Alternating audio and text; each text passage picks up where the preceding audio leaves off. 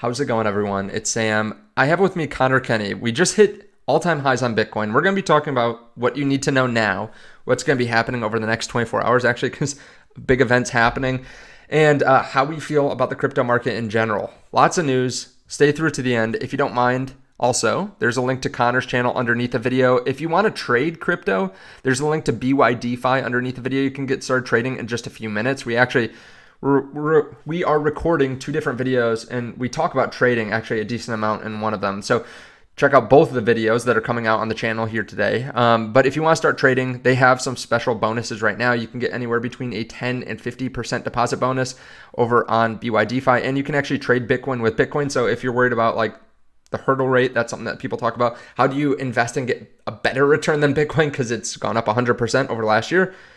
Well, you can use leverage. You can go 2x leverage on Bitcoin and you can actually get better returns, or 3, 5, 10, whatever you want to do. So check this out underneath the video. No KYC, unless you want to connect your bank account directly to this, and then you can actually cash in and out directly into your bank. They said basically everywhere but China, they'll allow that. So check this out underneath the video. And Bitcoin is hitting all-time highs as we speak. Obviously, we're looking at the markets all the time. What is happening right now? Why are we moving up so quickly? Every second of every minute of every hour, and that is why everyone who's watching these videos subscribes to the channel. So you guys don't need to research, you can just listen to us and we'll yap about what's going on, and none of it will of course be financial advice. But let me see if I can share my screen with you quickly. Is it gonna allow it? Let's be honest, it probably won't. Window, everything's difficult. Share, is it gonna work? Oh yes. Oh, can you see it? Yes, I can see Look at this. All right. So one thing that we happened recently, right, that I think is, giving people a little bit of excitement. Now, this isn't the liquidity event, but this is something that I think people are, speculating. Of course, Jerome Powell stepping down is pure speculation. But I did double, triple check this. It does seem like this was a real release from Fannie Mae, right? So there's ideas in people's head that Jerome Powell could step down. Now, what does that mean? It means that probably or maybe we could get interest rate cuts sooner than we would, or maybe bigger interest rate cuts than we would otherwise. But pure speculation, right? But the thing is what I've realized in this market, it's been about 8 years of me paying attention to the market, and I find speculation and the what ifs are what hit the market and dictate the market way more than the actual news event, right? That's why you have the saying, buy the rumor, sell the news event. So this is one thing that's going on in the macro. Now, when you couple that with something like Bitcoin's dominance maybe starting to fall off, right? So we got liquidity flowing into all markets, right? We got NASDAQ, S&P all-time highs. We got Bitcoin all-time high right now as we speak, right? Bitcoin is sitting 118,900. So we're literally, no one in the history of buying Bitcoin ever right now has been in a loss. I love that. I love saying that when we're at highs. So we've got liquidity flowing into all markets, right? We've got macro events, for example, this, but we also have other macro events that are going on, right? But then we also have something interesting starting to happen, which is also Bitcoin's price is going up while dominance is trending downwards. It's not falling off a cliff by any stretch of the imagination, but it's slowly trending downwards. This is important for the likes of altcoins. You see, today we're at an all-time high, but Bitcoin's dominance on the day is down. That means that even though liquidity is flowing into Bitcoin, there's actual other liquidity flowing into the altcoins. Now, what does that mean? That means that people are getting more risk on. That's what we can take from this, right? So people are getting excited and the opportunity may be re-entering the market. Now, on top of that, we have things like the M2 money supply. A lot of people track this. We've got a 12.1% increase in global M2 during this current bull market. The last bull market, we had a 33% increase. The bull market before that, we had a 19.3% increase. So again, another big macro event, a liquidity event. This is potentially where the money's flowing. Now, I think it's important to realize that the M2, the global money supply, right, is actually just essentially kicking the can down the road for bad macro events. But in the moment that we're in right now, it's good, right? Good in the sense that money flows in to risk on assets. And then, of course, you couple the fact that this interest rates going down would mean that basically the risk-free money people can make from high interest is removing. So where do they want to put their money? Maybe in risk on assets, right? So what we're seeing right now in the market, Bitcoin is at all-time highs. Normally, Bitcoin needs to relax before we get a more risk on environment within crypto. So I think that given events like Tom Lee saying he's going to be investing 250 million into Ethereum, doing something similar like strategy, but with Ethereum, this is how, you know, we always say the markets don't repeat, they rhyme, right? Money flowing into Ethereum through an Ethereum treasury fund of a company. No one thought that was going to happen, but this is how it's rhyming, right? Because Bitcoin happens first. Let's just call it MicroStrategy and ETFs, right? That was Bitcoin going up. Maybe even if nothing else caused Bitcoin to go up, just those things, right? This is how the markets changed from 2021, 2017. Now the liquidity event for Ethereum, right, is Tom Lee, whoever else. We have Starlink or something, some other company buying tons of Ethereum, and loads more companies will probably do that. So there's a liquidity event for Ethereum.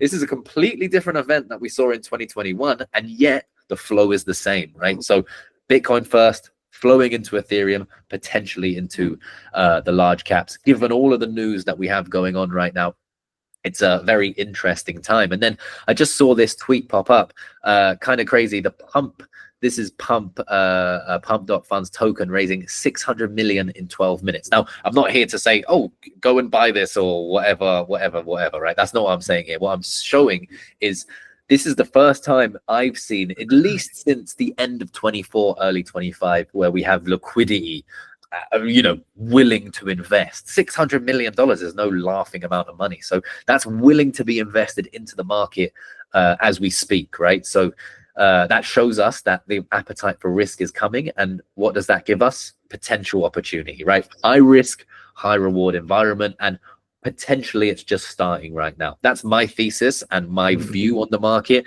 However, as always, I could be completely wrong. We could go to zero tomorrow. Yeah, that's what I'm thinking. Yeah, and for, you know, for everyone out there, my audience is a little bit more Bitcoin oriented. So when we talk about this, we actually talked about this in the last video. Like when we talk about altcoins, it's not necessarily because we like them as much as Bitcoin. It's a way to get more Bitcoin sometimes if you're comfortable with the risk, right?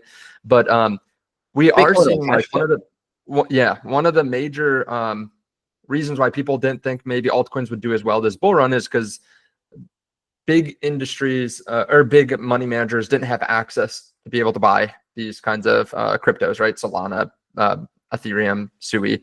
But we're seeing the chances of ETFs go up significantly. We're seeing staking on the ETFs. I think the first Solana staking ETF just came live recently, even though it's not, even though you can't buy it via a spot ETF, it's still, you know, it's still an ETF that roughly tracks Solana. So now you have these vehicles that buy these cryptos. You can also invest directly into the cryptos via spot ETFs in the near future. So it does, like you said, brings in a lot of liquidity here very soon. And I do actually have some stuff to show you too. This is the DXY. Can you see it there? Bull run. Yeah.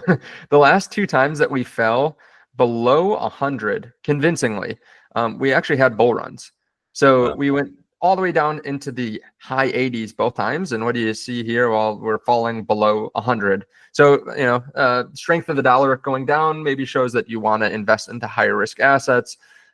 We also have Michael Saylor buying Bitcoin again, just relentlessly buying.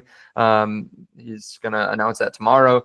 Like you said, M2 money supply going up. China central bank just injected another, you know, 425 billion in liquidity this week. I forgot exactly what this translates to in US dollars, but I think it's like 50 billion or something like that.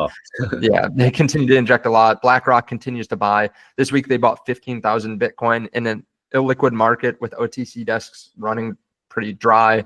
And with on that note, it's funny because I always get these comments, right? If BlackRock or so-and-so MicroStrategy are buying so much Bitcoin, why doesn't the price ever go up? And guys, today is the price going up, right? Because they're buying on OTC desks, it doesn't directly affect the market. But the illiquid supply that gets smaller and smaller and smaller every time. Now, when retail are entering, right? The big guys, they've bought tons of Bitcoin off OTC, right? It doesn't affect the price, billions of dollars. They just take it, cool, move it here, move it here. Yes, it's unfair, whatever, right? They've taken the money, they put it over here. Now retail are like, oh, all-time highs, the perfect time for me to dump, you know, loads of money into the market. Yeah. It's going to go in now. And guess what? Now they're buying from the open market. So there's less supply because of these buys. And that is why the market hasn't been moving. And all of a sudden it's moving now, right? So hopefully that makes sense. Yeah, definitely. And I feel like people also are like, oh, OTC desks suck because they're causing us to not go up. Well, keep in mind, there's always a seller too. So like all it does is smooth out the transition. Otherwise, it's like we dump all the sun, then we jump all the sun. It just smooths it out. So then you don't have those massive sellers or like drip sellers all the time. They're just throwing 1,000 Bitcoin at the market. So it's not necessarily a bad thing. But like you said, eventually with enough time, you run out of Bitcoin. Or they can't buy it from the OTC desks, or someone else makes a big purchase, and it causes the price to go up pretty drastically. I saw this too. If you're in the stock market at all, you're ahead of most people. Here's the global breakdown. 75% of people own no stock. Let's go down to the bottom. 2% own 50,000 in stocks. Wow. Well, if you own 0.1 Bitcoin, you're in the top 0.05% of the population. A lot of people don't realize that, but if you go to the Bitcoin rich list, you can actually see the distribution. There aren't that many people that own Bitcoin. And this is changing because people are going to own Bitcoin indirectly because they own the S&P 500 or the NASDAQ 1000 or something. And there are Bitcoin treasury companies included in that. So they kind of quasi own it. But there are only 5 million people that own 10,000 Bitcoin or more. 5 million people in a world of 8 billion. So 1 out of every 2,000 people own $10,000 of Bitcoin. So it's kind of crazy. Like there's only 170 millionaires who own Bitcoin. Yeah, Bitcoin millionaires, exactly. And you know, a lot of people have multiple wallets. If you have $50 million worth of Bitcoin, you probably have it over 5 or 10 wallets. So that's crazy. 170,000 Bitcoin millionaires. Like, yeah, it's insane. And the 4 top wallets are just exchanges anyway. So I wouldn't even like include these really. I mean, I guess that's the other side too. These wallets hold for other people, but you know, we can use these numbers as a rough estimate. Even if they're off by a couple of factors, like even if there's 5, you know, half or 10x, like still, like the amount of people that are on Earth. Do you know what I mean? Like, and like we're at all-time highs. People are starting to get interested. There's only 20. Go back to that 21,000.